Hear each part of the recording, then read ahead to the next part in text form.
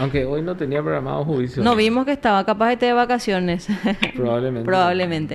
Pero ya para entrar en lo que es el ámbito de la defensa pública, una institución que también tiene su rol y su papel dentro de la justicia, vamos a conversar con el defensor adjunto Paulino Escobar. Doctor, ¿cómo estás? Buenas tardes, ¿cómo están? ¿Qué tal, Perla? ¿Cómo estás? Acá estamos con Raúl Ramírez, aquí en PDS Radio y TV. ¿Qué tal, doctor? Profesor, ¿Cómo le va? ¿cómo? Muy bien. Doctor, ¿cómo cerraron el 2020, un año atípico a nivel de la defensa pública? ¿Cómo ha sido el trabajo? ¿Cómo están los números en el trabajo misional del MDP? Sí, dentro de lo que es el Ministerio de la Defensa Pública, creo que hemos tenido una demanda en cuanto a todos los fueros, ¿verdad?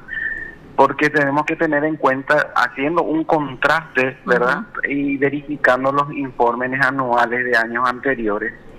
En el año 2018 la defensa pública a nivel país había ingresado 80.081 casos. En el 2019 se incrementó y se tuvo 82.099 casos. Sin embargo, en el 2020 cerramos a nivel país con 101.174 causas, ¿verdad? Esto hay que posteriormente discriminar también por los fueros, ¿verdad? Por todos los fueros que dentro del sistema de administración de justicia. A nivel... Aumentó bastante. Sí, Sí, casi bastante. 20.000 causas más, doctor, ¿eh? Sí, así mismo, así mismo. Doctor, y con relación a estos números, ¿cuál es, en cuál de los fueros la defensa pública tuvo mayor participación en el sentido de ofrecer la defensa? En el fuero de la niñez tuvimos del 2020, niñez y adolescencia, tuvimos 16.721 causas, ¿verdad? Civil niñez 12.015. En el fuero penal fue el que más aumentó, que es de 22.839 causas. Esto hay que discriminar también en cuanto hace al penal de ejecución, ¿verdad? Que es la mayor parte. En penal de ejecución este año tuvimos un ingreso de 11.220 causas ingresadas, ¿verdad? Civil tuvimos 3.777 y laboral 311. En total tuvimos una buena cantidad de 66.883 haciendo la suma de todo, ¿verdad? ¿Y los 100.000 qué son, doctor? ¿Cómo?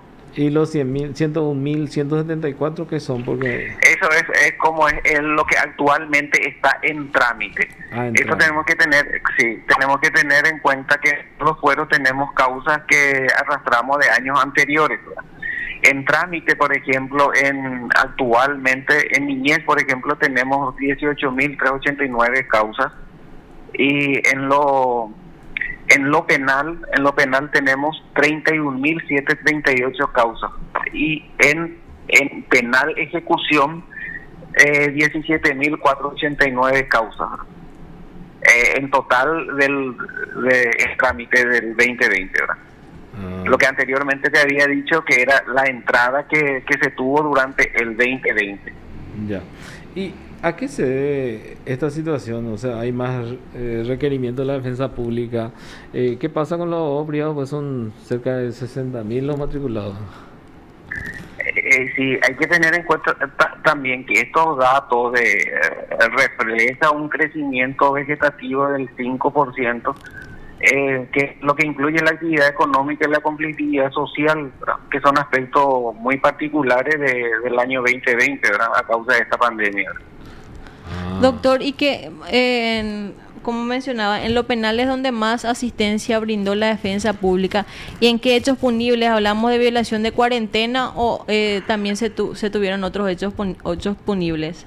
Violación de cuarentena, habíamos la mayor parte de cuando se produjo eso, ahora mismo no tengo los datos total de la atención en cuarentena sobre la violación de la ley 716, pero tuvimos bastante, ¿verdad? Y En lo penal, por ejemplo, se estima que actualmente tenemos una población carcelaria, según el Ministerio de Justicia, un poco más de 16.000, ¿verdad?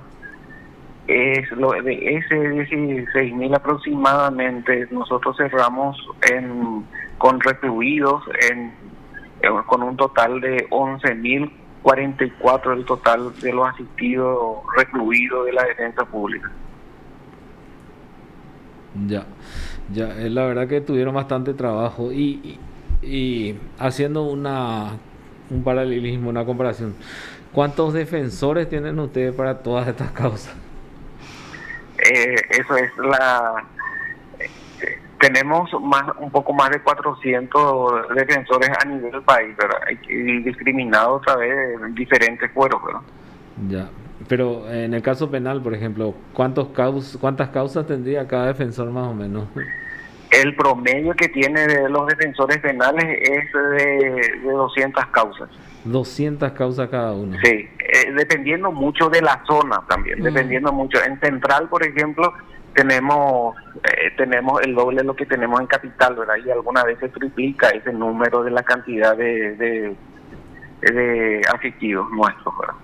Doctor, y depende mucho de la zona. En el ámbito laboral, del foro laboral, ¿cómo fue el trabajo? Ya que también se tuvo mucha cesación de contratos, muchas asistencias, también en ese ámbito, mucha gente que quedó sin trabajo, que se les suspendió sus contratos. En este caso, en el ámbito laboral, nosotros cerramos con 606 causas en trámite el año 2020, ¿verdad? Pero hay que tener en cuenta también de todos los usuarios que a diario llega en la parte laboral.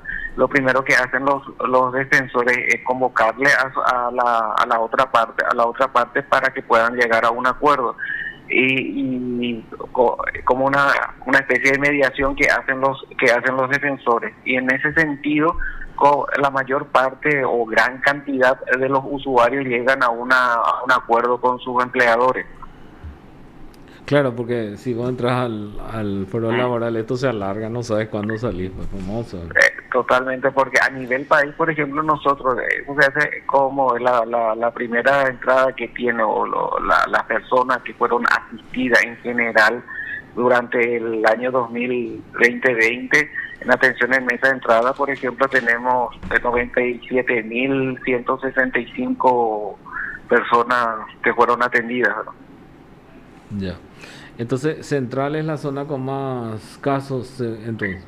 Central en casos con más casos, ¿verdad? Tenemos, porque es bastante grande, ¿verdad? ¿Y cuántos defensores hay para Central? ¿A qué te referís? A defensores, tenemos están divididos en Luque, en Lambaré.